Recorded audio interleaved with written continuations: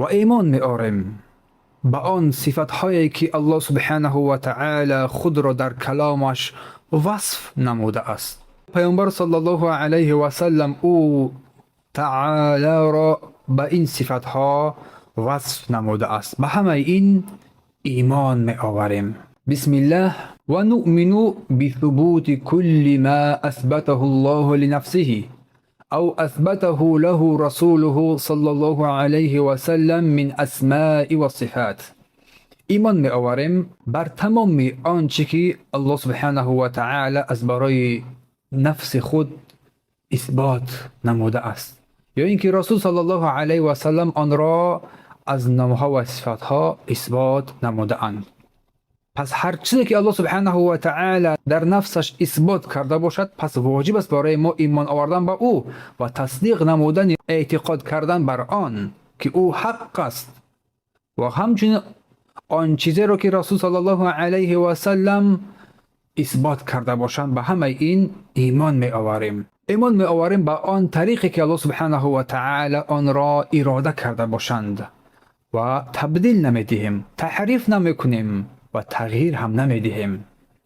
لیکننا نتبرأ من محظورین عظیمین، ولیکن ما بیزاری می جوییم از این دو چیزی که اول تمثیل، یا اینکه انسان با قلبش این را بگوید یا با زبانش، که صفات الله سبحانه و تعالی مثل صفات مخلوقات است، این را تمثیل میگویند. ما از این گونه تمثیل بیزاری میجوییم و این را هم تصدیق نمیکنیم.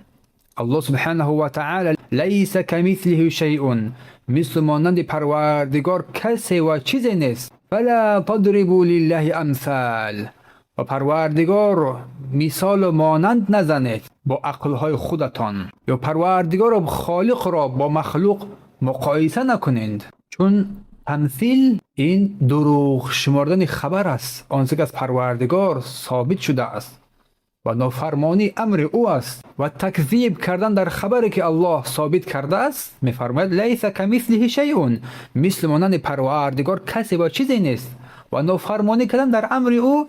این قول الله تعالی فلا تضربوا لله امثالا، و پروردگار مثل مانند نزنید، مثال ها نزنید. و تمثیل مثال زدن این شرعا و عقلا ممتنع است از پروردگار، چگونه که این لفظ بعضی از علما این لفظ رو استعمال می‌نمایند، میگویند که بلا تمثیل، به تمثیل، و بلا تشبیه، و به تشبیه، این اقرب قریبتر است. پس پروردگار مثل مانند ندارد و شبیه کسی نیست و کسی بر او شبیه مانند شده هم نمیتواند، چون الله خود ذکر کرد که مثل مانند پروردگار کسی و چیزی نیست. بهترین کلام، نیکوترین کلام، بیانترین کلام این کلام الله و کلام رسول است. و قول بلا تشبیه، به تشبیه، اگر مطلق تشبیه باشد این خطا است، این درست است، چون تشبیه پروردگار چی از مخلوقاتش به او نیست، به او مانند نیست در هیچ چیزی، این غلط است. و در اصل این معنا الله سبحانه و تعالی بر او مانند هست،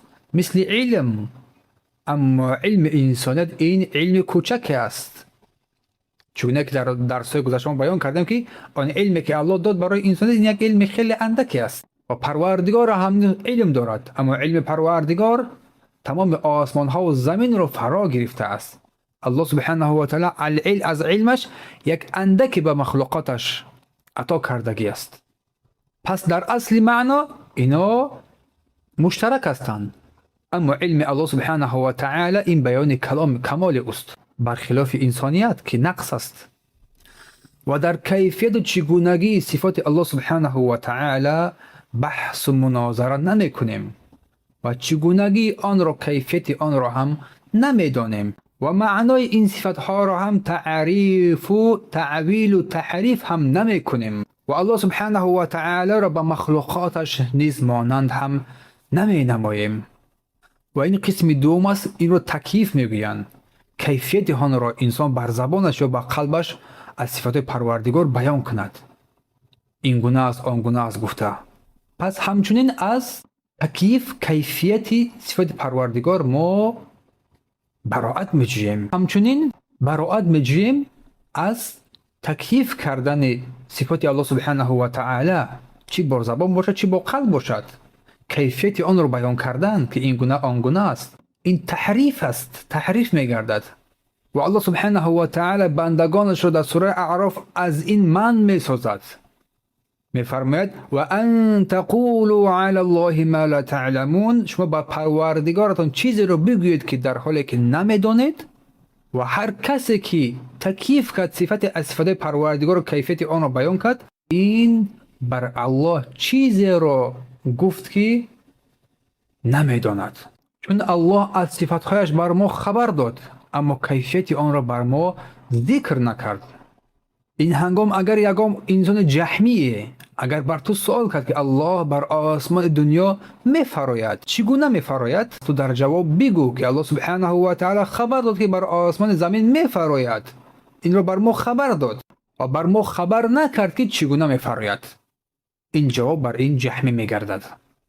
و الله سبحانه و تعالی میفرماید ولا تقف ما ليس لك به علم، یعنی از چیز پیروی نکن در آن چیزی که تو علم نداری. و کسی که کیفیت رو بیان کرد او پیروی کرد از آن چیزی که در آن علم ندارد. از کجا میداند که کیفیت صفات الله سبحانه و تعالی این گونه است؟ یا اینکه میگویند کیفیت استوای الله این گونه است، یا که نزول الله این گونه است، یا که وجه الله این گونه است. از کجا علم پیدا کردن؟ مادامی که الله بیان نکرده باشد، که رسول الله آن را در سنت صحیحش ذکر نکرده باشد. بیان کردن کیفیت این در حق الله سبحانه و تعالی ممتنع است، ناجایز است. و ان تقولوا علی الله ما لا تعلمون، چیزی را به پروردگار منسوب کنید بگویید که در حالی که علم ندارید، دانش ندارید. ولا تقف ما لیس لک به علم، در آنچه که تو علم نداری پیروی نکو و سخن را نران. و فرق بین کیفیت و تمثیل چیست؟ تمثیل اینه که ذکر کند انسان کیفیت صفت مقید را. مثال میگه دست الله مثل دست انسان است. هر کسی که تمثیل کرد به درستی تکیف هم کرده است. هر کسی که مثال زد به درستی کیفیت را ذکر کرد. اما تکیف باشد این که ذکر میکند کیفیت را و قید نمی کند به یکم مثاله. آن تصوری که در عقلش است، در ذهنش است، همون را میگوید چونین گفته.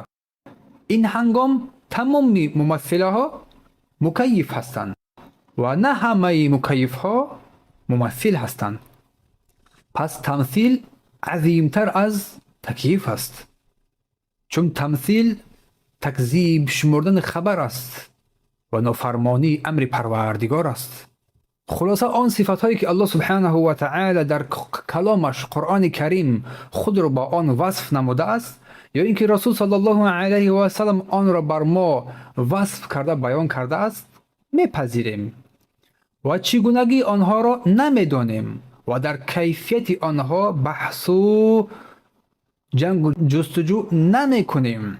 این چنین معنای این صفات ها را نیز تعویل و تحریف نمی کنیم و او سبحانه و تعالی به چیزی از مخلوقاتش مانند و شبیه نیست. سبحانك اللهم وبحمدك واشهد ان لا اله الا انت استغفرك واتوب اليه.